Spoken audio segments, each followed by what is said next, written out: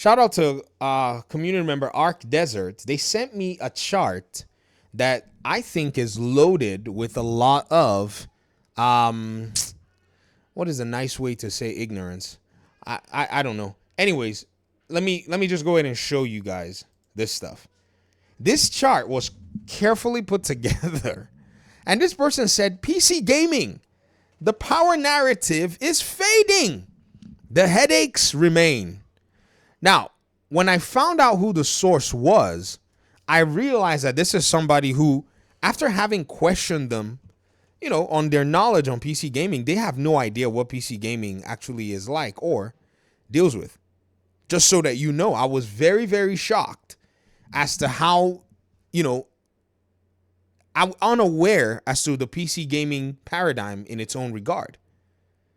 And they said this. Number one, expensive hardware. Now, ladies and gentlemen, let's be real.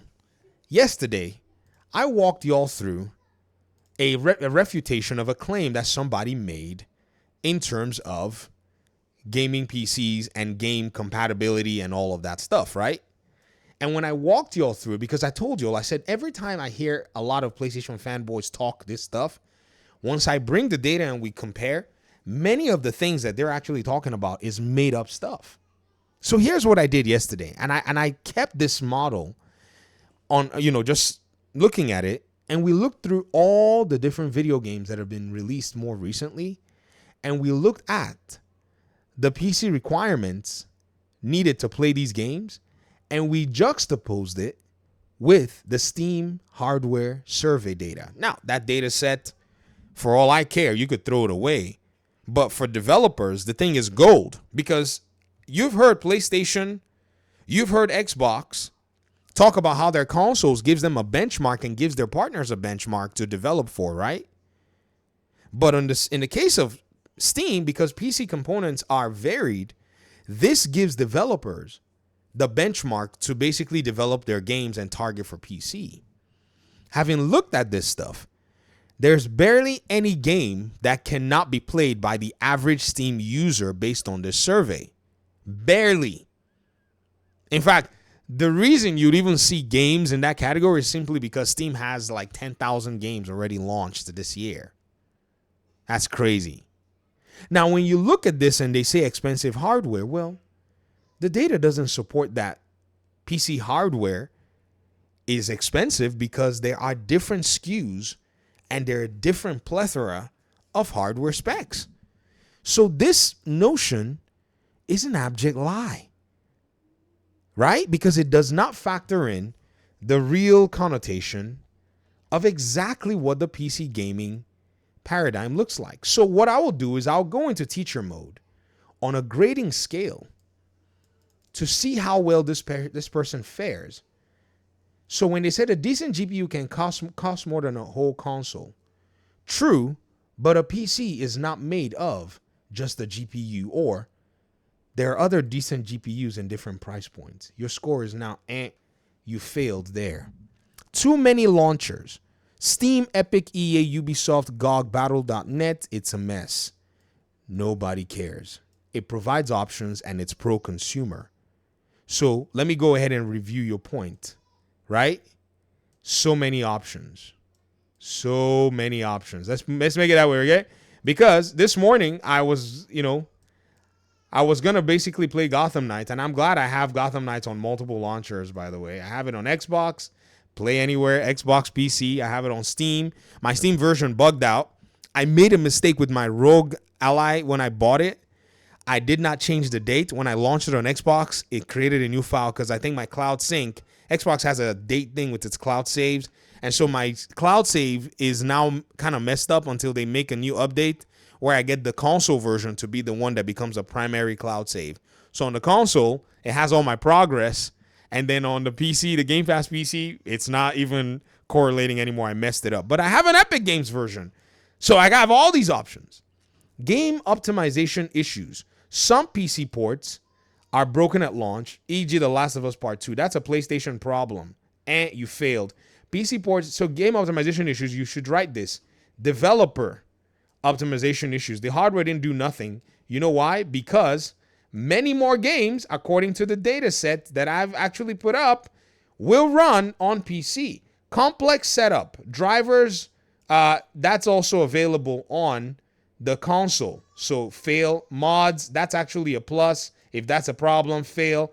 INI files, fail. You don't know what the heck you're talking about. Overclocking, fail. Not everybody overclocks. It's not plug and play, fail. You can buy a pre-built. This person on every front has not necessarily told us what this power narrative fading headache nonsense remains, as PC gamers don't even buy PCs necessarily for the power. A fail. Cheating. Online cheating is rampant due to open systems and lack of control. Has this guy ever heard about Cronus Max before? So this is also a fail as well, and because cheating exists everywhere. I played the Division 1. Cronus Max was a big problem. There were also scripts on PC that caused problems as well in the Dark Zone and such, but because I played on PlayStation and I played on, PC, it was shocking to see how there was a lot of cheating on there, right? On consoles, I play Mortal Kombat. Lag switching, a big problem.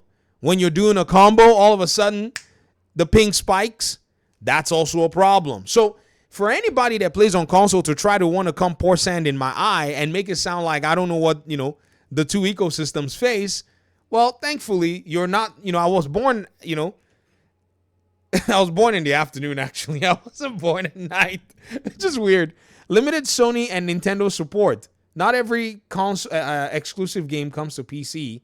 If it ever does, well, we don't really care, because remember, when your so-called exclusives were acting a fool and pretending to be so, insanely wonderful that nobody could live without them, what did PC gamers do for the world?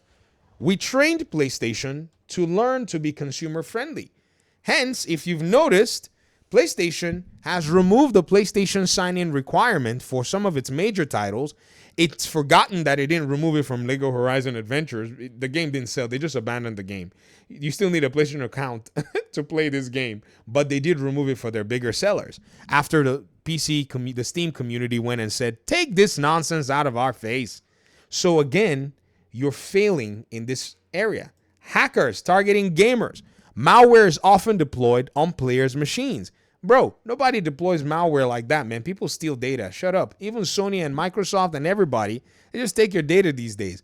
No resale. Many AAA games are built for console and ported poorly.